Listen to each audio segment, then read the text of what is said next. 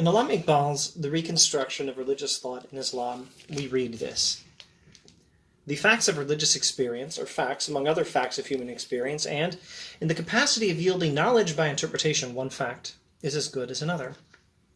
Iqbal continues, nor is there anything irrelevant in critically examining this region of human experience. Nor is there anything irreverent in critically examining this region of human experience, that is, religious experience.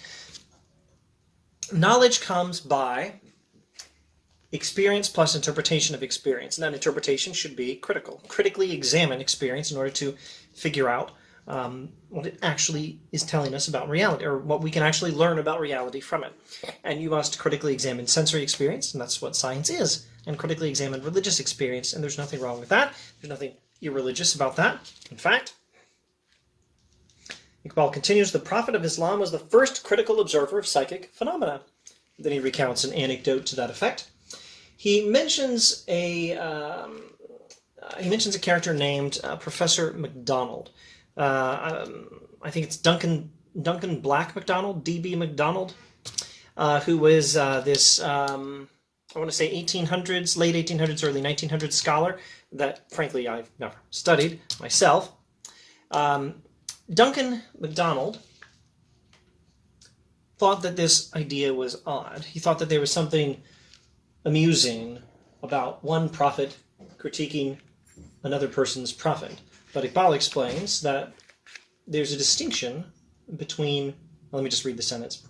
Professor MacDonald, who seems to have no idea of the fundamental psychological difference between the mystic and the prophetic consciousness, finds humor enough in this picture of one prophet trying to investigate another after the method of the Society for Psychical Research. Okay, so the Society for Psychical Research, there's a lot of backstory, like I said. The Society for Psychical Research is something you could Google, and you might get a useful short introduction. I don't want to Google it because I have other introductions in other things I read. I read William James. So in William James' Varieties of Religious Experience, there's an essay called What Psychical Research Has Accomplished. Now, let's first clear one thing up. There's an essay called The Will to Believe by William James, and there's a book called The Will to Believe, also by William James, that includes that essay, but also several other essays. The last of these essays is What Psychical Research Has Accomplished. And in this essay, James talks about the Society for Psychical Research. And they were an organization that was trying to study psychic phenomena, or apparent psychic phenomena, and see what we could learn from them, trying to do some science of the supernatural as much as possible. Now, James, in his analysis, came to this tentative conclusion that, if nothing else, the study of psychic phenomena, or supposed psychic phenomena, demonstrates that there is such a thing as a region of human consciousness that is, maybe I should say, a region of the human mind that is not easily accessible to the conscious self. There is a subconscious region of the human mind, and it's a big one. Let me check the language Iqbal uses when he references the same idea, subliminal selves. There is such a thing as a subliminal self. There is some vast region of the human mind that is not easily accessible to the conscious mind most of the time. Now, James will further, in books like The Varieties of Religious Experience, elaborate on this and suggest this is really important religiously. Maybe it's that region of the mind that accesses the supernatural. And this is at least a possibility. And James will catalog a vast amount of information about religious experience in this later book, The Varieties of Religious Experience, talking about William James here, not Iqbal, not directly. We'll get back to Iqbal. The Varieties of Religious Experience catalogs this gigantic mass of religious experience and then tries to draw some conclusions about it. And James has this somewhat tentative suggestion that the vast subliminal self, or subconscious region of the human mind, might be where we access the higher power, and he goes into some detail on how we might interpret ultimate reality philosophically based on religious experience, although he carefully makes a distinction between what religious experience itself shows and what we can take as a belief in interpreting it that is not guaranteed by the experience, but might be a rational belief anyway. And he has his own philosophical rational belief, trying to stay as close to experience as possible, but he acknowledges that someone else might take a more traditional Orthodox Christian approach or a more traditional Islamic approach, which is what Iqbal does. That's subject for another time, perhaps, but actually it's in my article in James and Iqbal. But anyway, back to this sentence. Professor MacDonald finds humor enough in this picture of one prophet trying to investigate another after the method of the Society for Psychical Research. So that's part of the backstory with the Society for Psychical Research and how a study of psychic phenomena hints at this idea of subliminal selves or regions of the human mind we're not usually consciously aware of. Okay, but Professor MacDonald thought it was funny that one prophet would be critical of another prophet, would investigate another prophet in this critical manner. And Iqbal says that there is a distinction between mysticism and prophecy. Mysticism and prophecy are not the same thing. There is an important difference between the mystic and the prophetic consciousness, and Professor MacDonald did not understand that.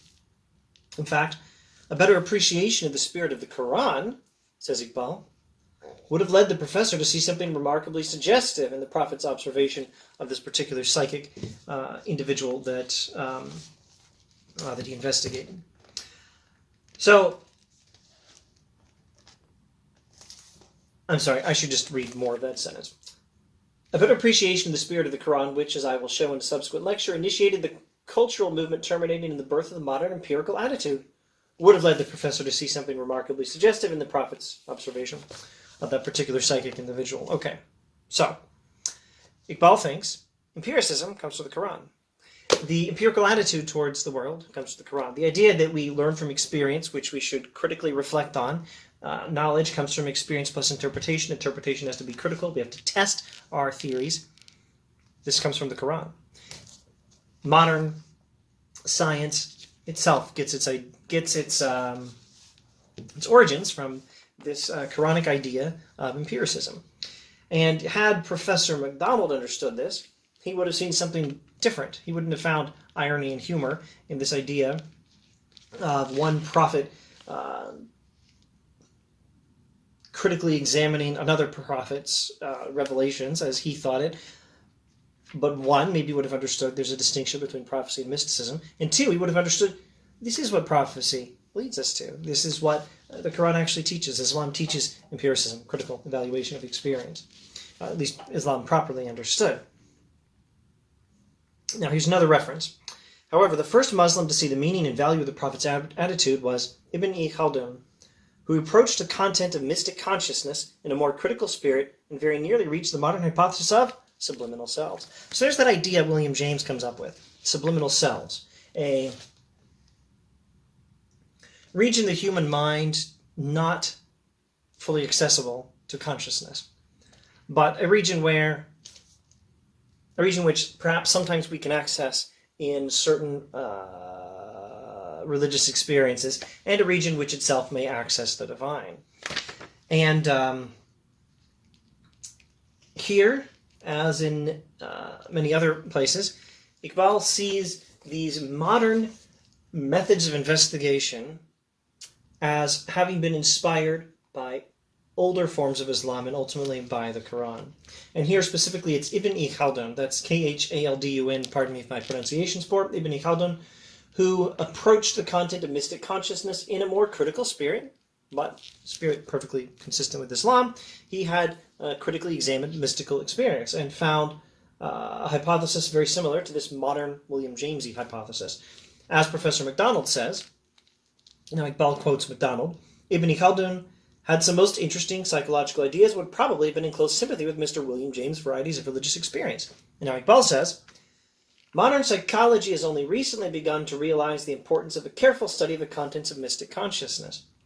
We are not yet in possession of a really effective scientific method to analyze the contents of non-rational modes of consciousness. So, mysticism is something we ought to have a proper empirical study of, and it should involve a lot of psychology, and we haven't really done it yet.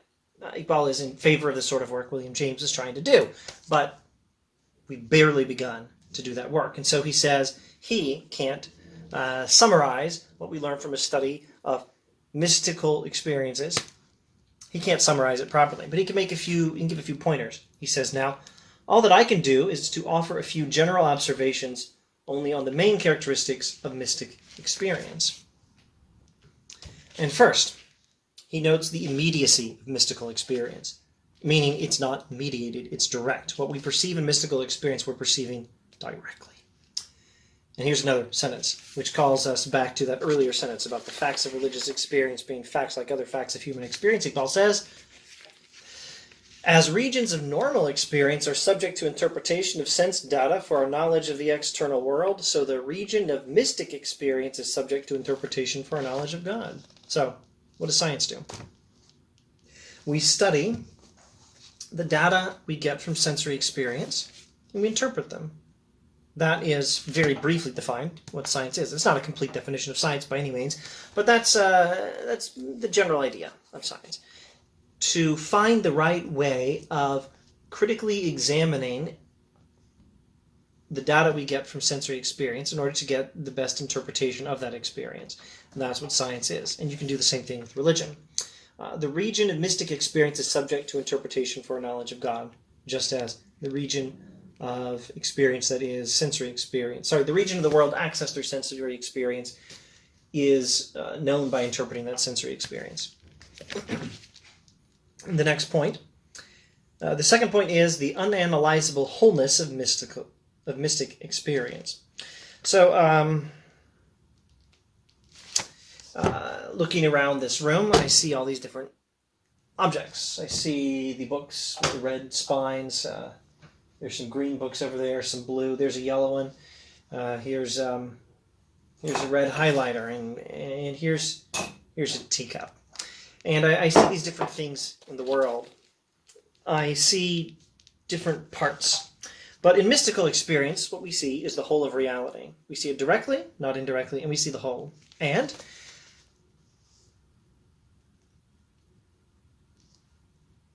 those two things go together. Perceiving reality directly and perceiving the whole of reality are both characteristics of mystical experience, things you won't find in ordinary, everyday sensory experience. Now here there is one disagreement with William James. Let me see if I can summarize this. Iqbal says these are differences in a state of mystical experience, differences between a state of mystical experience and a state of ordinary experience. Here's my ordinary experience looking around the room and perceiving the world physically. And a mystical experience is different from that, perceiving reality as a whole indirectly.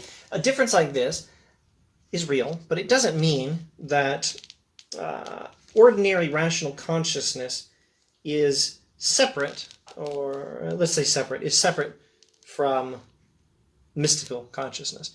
Because in both cases we're perceiving the same reality. And this takes us back to earlier remarks in earlier videos, earlier passages in chapter 1, about how the transcendent is present in the immanent. The ultimate reality may be beyond our ability fully directly to comprehend. Don't expect to wrap your brain around God anytime soon. But that doesn't mean you can't perceive God. When you perceive what God does, you're perceiving God. For an analogy that I think would probably work pretty well, you're not perceiving the whole of this teacup. You're not even perceiving every square inch of the outside of the teacup, much less all the atoms inside the teacup. But you are perceiving the teacup. You're perceiving the whole when you perceive the parts. Well, you're not perceiving the whole of the whole. You're not perceiving every part of the whole. But when you perceive the parts of the teacup, what you are perceiving is the actual teacup, is what I'm trying to get at here. So if God is in the world God created, or at least if traces of God are in the world God created, then when we perceive the parts, we're still perceiving the whole. We're not perceiving something separate and distinct from the whole. We're perceiving sections of reality. When we perceive ultimate reality in some mystical experience, yes, it's not the same thing as just perceiving parts of the world, like me looking around my office and seeing the teacup and the books and so on. But I was still perceiving a part of ultimate reality. And if ultimate reality is God, and if it's improper to speak of parts and wholes, at least I'm perceiving what ultimate reality does. I'm perceiving the creation of God here. I'm not perceiving this, and it's just this, and another time it's a mystical religious experience. I'm perceiving God, and those are separate things. No. When I perceive this, I'm perceiving what God created. I just need to learn to recognize it as such. Again, integrate knowledge by religious experience with knowledge by sensory experience. Integrate them is the point of this book. Okay, so to finish a thought, there's a disagreement with William James. William James, as Iqbal reads him, and I will not dispute this at this time, though I have no clear idea. I'd have to go back and read a lot of the varieties of religious experience here. He might be getting James wrong. I wouldn't rule it out, but I don't know that he is. I just don't remember much about James. Let's assume he's right for now. James thought that that the mystical consciousness is not connected to ordinary consciousness. Iqbal says, yeah, they're connected. There's no separation. There's a distinction, but there's no separation. There's ordinary consciousness, there's mystical consciousness. They're not exactly the same thing, but they're not separate. There's no wall separating them. There's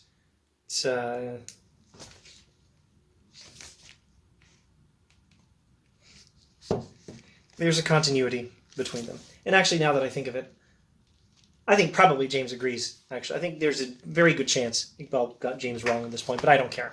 More on James when the time comes. Now, I think this video has gone on long enough, so I'm just making a quick decision here. He gives 2 more points on mystical experience. He's, again, giving some general observations only on the main characteristics of mystical experience, and we will look at the next 1 or 2 in the next video. So, thanks for watching. See you then.